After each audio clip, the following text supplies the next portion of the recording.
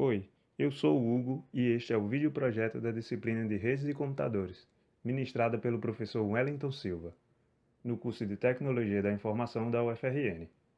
Neste vídeo, vamos falar dos protocolos BootP e DHCP e do ambiente PXE. Este vídeo foi produzido pela colaboração dos alunos Elton Clístenes, Hugo Thiago, Canoy Gomes, Francisco de Paiva, Joelson Pereira e José Augusto. Primeiro, falaremos sobre o BootP. Antes que um dispositivo conectado a uma rede possa efetivamente se comunicar, ele precisa saber seu endereço IP. Enquanto um host de rede convencional pode ler essa informação de seu disco interno, alguns dispositivos não têm armazenamento. Esses dispositivos precisam então de uma ajuda de outro dispositivo na rede para fornecer esse endereço e outros dados que precisam para se tornar hosts ativos. Esse problema de colocar uma nova máquina em funcionamento é comumente chamado de bootstrapping, daí o nome BootP, Bootstrap Protocol, que tem como finalidade atribuir automaticamente um endereço IP para dispositivos de rede a partir de um servidor de configuração. Antes do BootP, houve o RARP, ou Reverse Address Resolution Protocol, que foi a primeira tentativa para resolver o problema de bootstrapping e é uma adaptação direta do Address Resolution Protocol, ARP, que liga endereços IP a endereços de hardware na camada de enlace. O RARP é capaz de fornecer a um dispositivo sem disco o seu endereço IP, usando uma simples troca entre o host e um servidor RARP. Mas o RARP apenas fornece um endereço IP, sem nenhuma outra informação de configuração. Para suportar as necessidades de host sem disco e outras situações onde os benefícios da autoconfiguração eram necessários, o BootP foi criado e publicado em 1985, definido originalmente na RFC 951. O BootP trabalha na camada de aplicação, usando serviços de transporte UDP. Para evitar que servidores BootP recebam desnecessariamente os pacotes de resposta de outros servidores, são utilizadas duas portas UDP diferentes, uma para o pedido e outra para a resposta. O servidor recebe o pedido na porta 67 e responde na porta 68. O bootstrapping geralmente requer duas fases. Na primeira, o cliente é fornecido com um endereço e outros parâmetros. Na segunda, o cliente faz download de software, como um sistema operacional e drivers, que permitem que ele funcione na rede e execute qualquer tarefa que lhe esteja cobrada. O BootP não oferece o arquivo de Bootstrap, apenas a sua localização. Para carregar este arquivo, deve ser utilizado um outro protocolo para transferência, geralmente o TFTP, ou Trivial File Transfer Protocol. Embora o BootP tenha tido obviamente muito sucesso, ele também teve certas fraquezas. Uma das mais importantes é a falta de suporte para a atribuição de endereços dinâmicos, ou seja, endereços com um prazo de uso. E a necessidade de atribuição dinâmica tornou-se muito mais pronunciada quando a internet realmente começou a decolar nos anos 90. Isso levou ao desenvolvimento do Dynamic Host Configuration Protocol, o DHCP. Agora, vamos falar do DHCP. À medida que os computadores se tornaram menores e mais leves, era mais comum que eles passassem de uma rede para outra, onde precisariam de um endereço diferente para a nova rede. Computadores portáteis e até palmtops poderiam passar de uma rede para outra muitas vezes por dia. Hoje, nossos smartphones são prova desse novo padrão. Outro grande problema foi o esgotamento iminente do espaço de endereço IP. Em muitas organizações, atribuir permanentemente um endereço IP estático para cada computador que poderia se conectar à sua rede era inviável. Um novo protocolo de configuração do host era necessário para atender às redes modernas, o que se afastaria da atribuição de um endereço IP estático. O IETF, ou Internet Engineering Task Force, forneceu isso na forma do DHCP, formalizado na RFC 1541, em outubro de 1993. O DHCP consiste em dois componentes principais, um mecanismo de alocação de endereços e um protocolo que permite que os clientes solicitem e os servidores forneçam informação de configuração. O DHCP executa ambas as funções de uma forma semelhante ao BOOTP, mas com melhorias. As mais significativas estão na área da alocação de endereços, que é melhorada através do suporte para atribuição de endereços dinâmicos. Em vez de usar uma tabela estática que mapeia os endereços de hardware para endereços IP, um conjunto de endereços IP é usado para alocar dinamicamente endereços.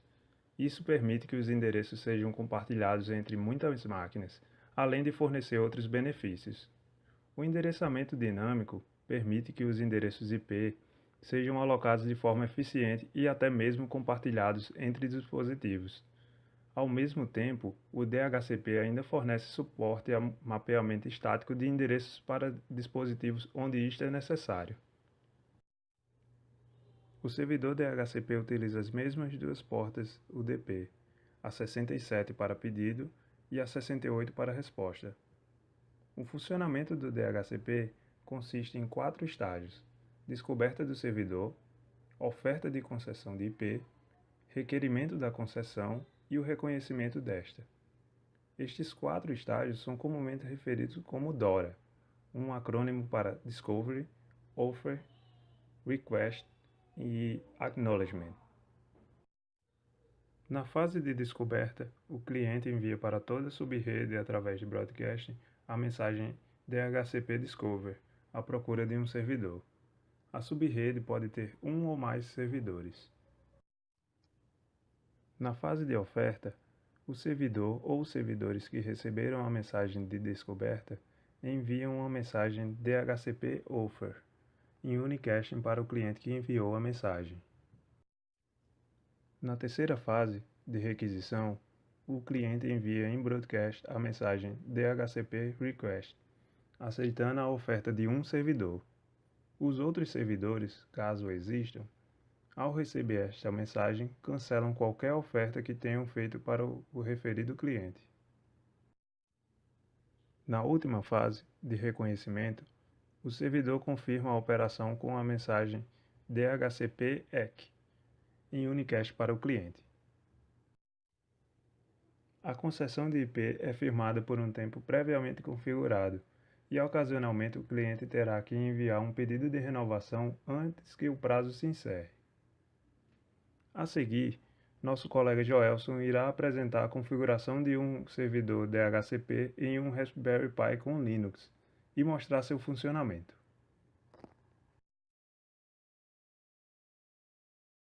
Antes de explicarmos como foi o processo de criação do servidor DHCP no Raspberry, vamos mostrar como nossa rede foi configurada. Primeiro, temos um roteador, que funciona nele um servidor DHCP, que distribui IPs para todas as máquinas e dispositivos conectados à rede. O que iremos fazer é desativar esse servidor DHCP, criar um servidor DHCP no Raspberry e fazer com que ele atenda a todas as requisições de IP que forem feitas ao roteador. Para a desativação do servidor DHCP do nosso roteador, devemos acessar a interface web do nosso roteador, procurarmos o campo DHCP e desabilitarmos a opção DHCP Server. Feito isso, estaremos desabilitando o servidor DHCP do nosso roteador. Para mostrar o processo de criação do servidor DHCP no Raspberry, vamos acessá-lo remotamente. De primeiro momento, vale salientar que foi instalado no Raspberry o sistema operacional Raspbian, um sistema operacional baseado em Linux e totalmente compatível com o Raspberry. Para a instalação do servidor DHCP, foram necessários os seguintes comandos: apt-get install isc DHCP, que instala um pacote de serviços de DHCP totalmente open source.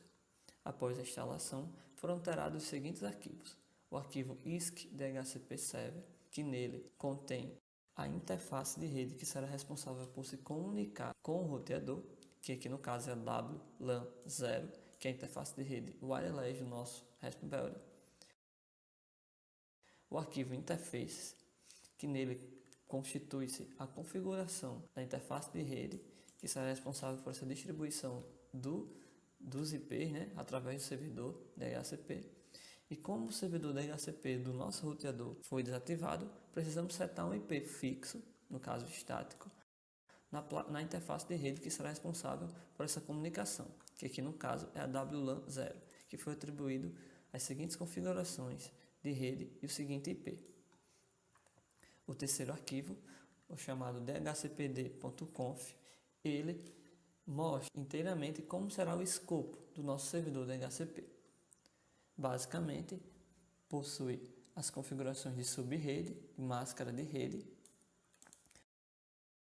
o range, que é a correspondência dos intervalos de IPs que serão ofertados pelo nosso servidor, as opções de DNS, as opções de gateway padrão, de broadcast, e a questão da concessão, do tempo de concessão dos IPs que serão atribuídos aos dispositivos.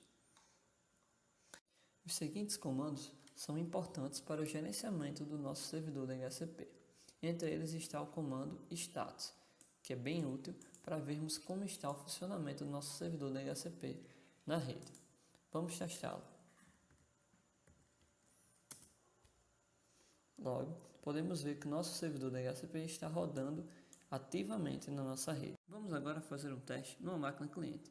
Como podemos perceber, a interface de rede deste cliente não possui nenhum endereço IP atribuído. Vamos conectá-lo à nossa rede. O nome da nossa rede é router.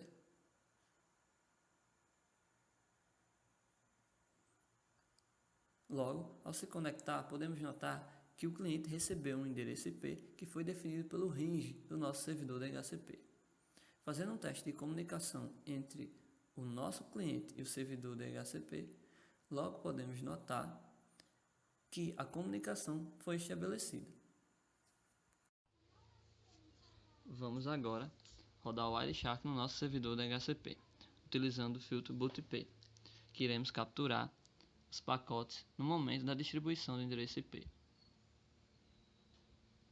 Logo, podemos ver todo o processo de concessão do endereço IP, denominado DORA, que é a sigla de todos esses passos aqui listados. Por fim, vamos falar do PXE.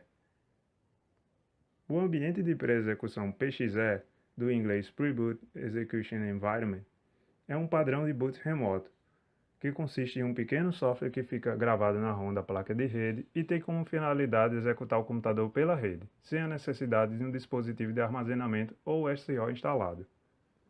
Ele basicamente carrega o sistema operacional, contanto que haja um servidor previamente configurado para enviar a imagem, e é bastante utilizado em servidores LTSP, o Linux Terminal Server Project.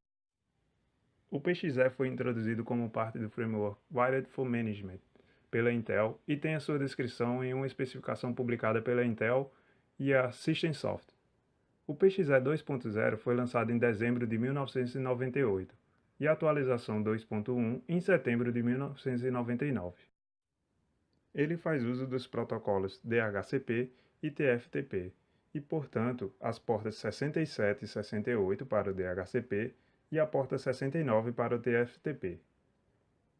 Opcionalmente, haverá o uso da porta UDP 4011, que executa especificamente para o PXE em um servidor configurado para operar simultaneamente o PXE e o DHCP tradicional. Para iniciar uma sessão de Bootstrap PXE, o firmware do cliente lança um pacote DHCP Discover em Broadcast contendo opções específicas de PXE para o servidor. Os servidores de DHCP padrão são capazes de responder essa requisição de descoberta, mas lançarão um DHCP Offer carregando apenas informações para o uso da rede, sem os parâmetros necessários para a execução da máquina cliente. Ao receber o pacote DHCP Offer de um servidor devidamente configurado, o cliente será capaz de obter seu endereço IP e demais configurações, além de apontar para os recursos necessários para o boot do sistema. O cliente então transfere o NBP, o Network Bootstrap Program, para sua própria memória RAM, usando o TFTP. Este carregamento é somente o primeiro passo no processo de boot e geralmente requisitará um conjunto reduzido de arquivos para executar um SO minimalista. Neste ponto, as instruções restantes requeridas para o boot ou mesmo a instalação de um SO completo são providas não sobre TFTP, mas usando um protocolo de transferência mais robusto, como o HTTP, por exemplo. Na seção a seguir, nosso colega Canoa irá mostrar a configuração e funcionamento de um servidor PXE.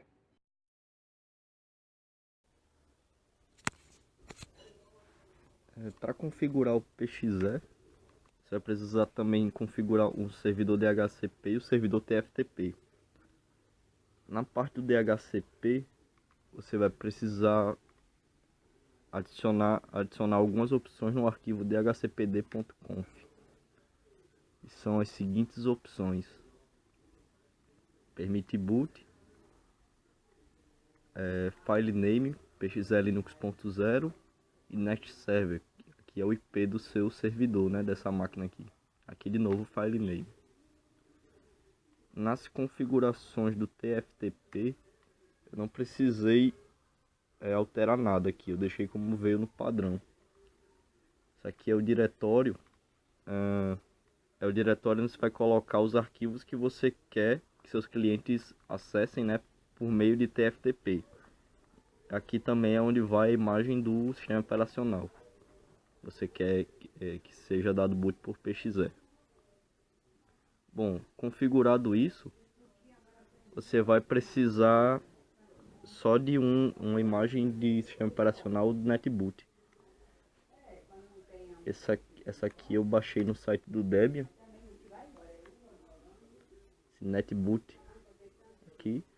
E extraí nessa pasta.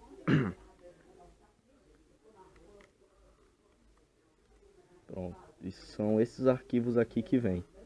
Daí você vai pegar e copiar esses arquivos lá no diretório que você configurou, né? No TFTP, no arquivo TFTP, ou seja, srv tftp. Pronto, e aqui estão os arquivos. O arquivo de teste foi um arquivo que eu criei. Tá bom, e como detectar novas conexões, né, no DHCP? Tem um arquivo chamado dhcpd.lysis.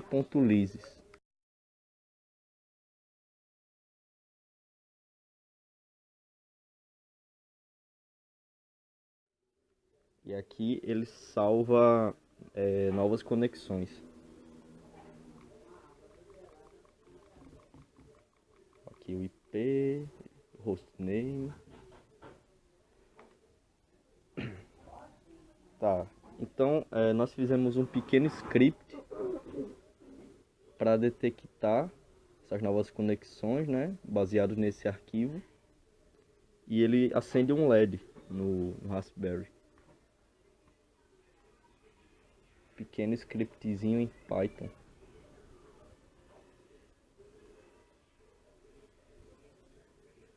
O que ele faz é basicamente ele pega o arquivo, né, dhcpd.lysis, checa se houve alteração e acende um LED. Daí ele vai e copia a configuração desse arquivo para um arquivo que eu criei, dhcpdlysis.old. Daí ele acende, né, o LED por 2 segundos, apaga e testa de novo. Agora vamos testar se o boot por PXE funciona, né? E vou aproveitar e vou mostrar o LED acendendo, né, com uma nova conexão. Bom, eu estou no meu notebook, que está conectado no Raspberry pelo cabo Ethernet. Aqui ele está pegando, né, o IP na faixa que eu configurei no meu servidor DHCP.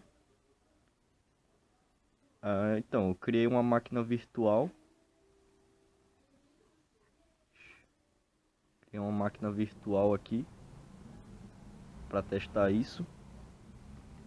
Eu configurei a interface de rede aqui, configurei a placa em modo bridge e coloquei para usar a interface de rede Ethernet do meu notebook. Bom, agora vamos dar o boot. Selecionar aqui a opção LAN.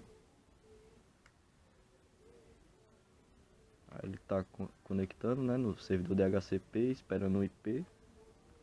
E quando ele pegar o servidor ele vai perguntar ao servidor se tem algum arquivo de boot, né? Pronto, e aí ele encontrou do Debian.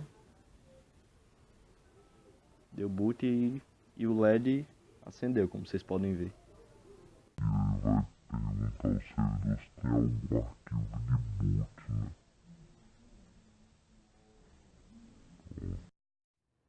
Agradecemos a sua atenção e se gostou desse vídeo, não deixe de deixar um gostei.